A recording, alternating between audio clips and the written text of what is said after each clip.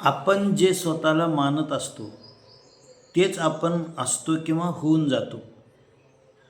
जे काही विचार, मान्यता, धारणा हे आपल्या मनामध्ये बसलेले आहेत त्याप्रमाणेच आपलं व्यक्तित्व असतं.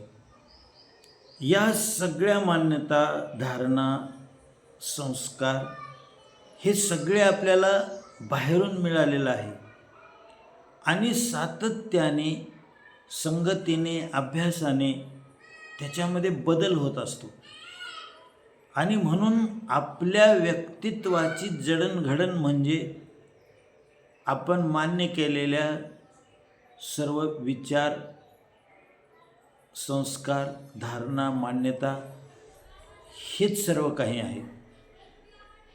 आणि म्हणून ज्या ज्या पद्धतीने मला त्या घेऊन जातील तशा पद्धतीने मी जात असतो.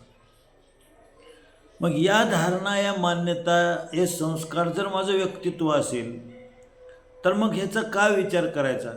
कारण त्याच्यामध्ये बदल होत असतो आणि म्हणून माझं विशिष्ट व्यक्तित्व असं कधी नसतं, ते नेहमी बदलत असतं आणि जे बदलतं ते सत्य नसतं, कारण ते पुढे आणखीन बदलणारच आहे. कारण जे आज आहे ते उद्या तसं राहणार नाही आणि म्हणून त्याच्यामध्ये नित्य बदल चालू आहे.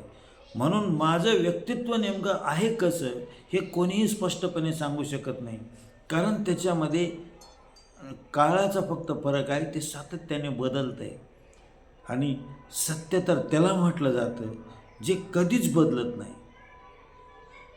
आणि म्हणून आपल्याजवळ जे काही आहे, आपलं व्यक्तित्व, आपलं अस्तित्व ज्याला आपण म्हणतो, ते सातत्याने वेगवेगळ्या पातळीवर बदलत आहे. त्याच्यामध्ये पूर्णतः सुद्धा काही गोष्टीमध्ये बदल झालेले आहेत आणि काही पुढे होणारच आहेत असं आहे. आणि म्हणून या सर्व स्वतःच्याच व्यक्तित्वाला ज्यावेळेस आपल्याला पाहता येईल, त्याच्यामधले बदल पाहता येतील, त्यावेळेस आपल्याला हे पटणार आहे. आणि म्हणून नेमकं सत्य काय आहे याचा शोध अखंडितपणे माणसाचा चालू राहणार आहे. कारण का तर बदलणारीच गोष्ट त्याला माहीत आहे, न बदलणारी तर त्याला माहीतच नाही आणि ते माहीत होईपर्यंत माणसाचा शोध चालू राहणार असतो. धन्यवाद.